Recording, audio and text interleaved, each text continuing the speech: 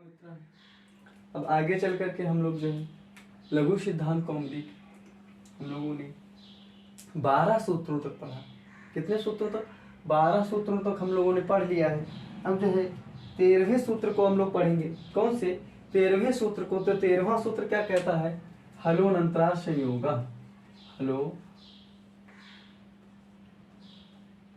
हलोनंतरा संयोग।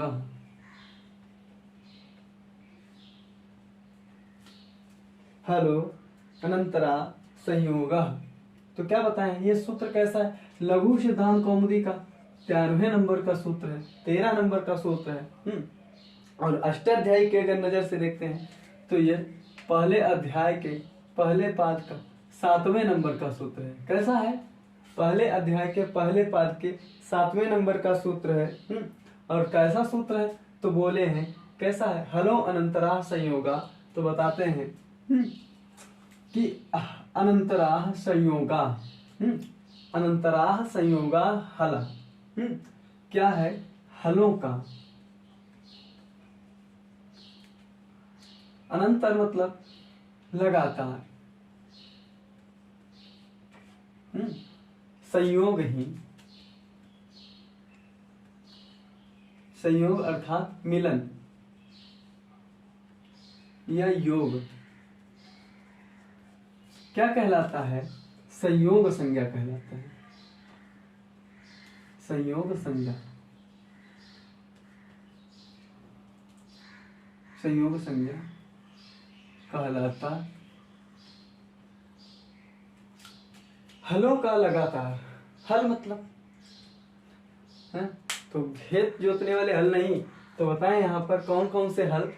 तो बताएं कि जो हा से लेकर के प्रत्याहार में जो हा से लेकर के जो अच छोड़ करके जो हल है हा से लेकर के लकार तक ना, है वरत लड़ यमंगड़नम झवय गर्द जब गर्द खब चट चटतो कपय शक्षर हल। तो अब इन सब को देखते हैं क्या होती है। इन हलों का लगातार संयोग अर्थात एक दूसरे से मिलन ही अर्थात उनका योग ही क्या कहलाता है? संयोग संज्ञा कहलाती है ना, संयोग होता है। अब ये कैसा सूत्र है? तो बोले संयोग संज्ञक सूत्र है। कैसा सूत्र है? संयोग संज्ञक सूत्र है। कैसा सूत्र बताए हैं? तो संयोग संज्ञक सूत्र है ना, हलों का एक दूसरे से मिलन ही। अब देखिए यहाँ पर पहले क्या बताया गया? इसके पहले सूत्र में हम लोगों ने सवर्ण संज्ञा पढ़ी। सवर्ण संज्ञा के बाद में हम लोगों ने क्या किया? संहिता संज्ञा पढ़ी अर्थात निकृष्टता मेलन। ठीक, अब क्या हो गया? अब संयोग। देखिए एक तीसरे पर जैसे कैसे आया? पहले भाई सवर्ण एक समान वाली संज्ञा सूत्र में हमने बताया। फिर दूसरा कौन सा? उसके बाद में जो है कि पढ़े कौन सा संज्ञा पढ़ी? उसके बाद में संज्ञा हमने पढ़ी जो है कि संहिता संज्ञा। संहिता मतलब कोई भी वर्ण हो, किसी के भी वर्ण के आगे पीछे हो, ठीक है, उन दोनों का मिलान क्या होता है? संहिता हो जाती है। लेकिन यहाँ पर बताया है हलों का लगातार, हलों का मिलना क्या कहलाता है? संयोग संज्ञक कहलाता है। कैसा संज्ञक कहलाता है? तो संयोग संज्ञक कहलाता है। हलों का मिलना ही क्या कहलाता है? संयोग संज्ञक कहलाता है। और उन संयोग संज्ञक को हम लोग पढ़ेंगे कैसे? जैसे अभी हमने बताया था, मतलब जो है कि पिछली वीडियो हमने बताया था कैसा? पत्नी, तो प आ फिर ता न और फिर जो है कि इसके साथ साथ में ई, इन वर्णों के मिलन को ही क्या कहेंगे? यहाँ पर देखिए त और ना, त और ना, इनकी क्या होगी? संयोग संज्ञा होगी। कैसी संज्ञा होगी? इनकी संयोग संज्ञा होगी अर्थात ये एक दूसरे से क्या कर रहे हैं? मिल रहे हैं। ये एक दूसरे से क्या कर रहे हैं? मिल रहे हैं। जैसे दत्त, क्या है? ये देवदत्त ना, देवदत्त। अब दत्त में देखते हैं तो द यहाँ से हम हटा करके इसी जो है वर्ण को देखते हैं ना, दत्त को ही देखते हैं तो द धन आ फिर धन त धन आ।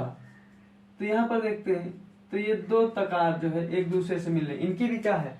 संयोग संज्ञा। और हल है, दोनों क्या है? हल है। ठीक, तो इसलिए इनकी संज्ञा कैसी है, संयोग संज्ञा है। अब क्या बताते हैं, इसकी वृत्ति बताए हैं, अज भी अव्यवता हल संयोग संज्ञा शु।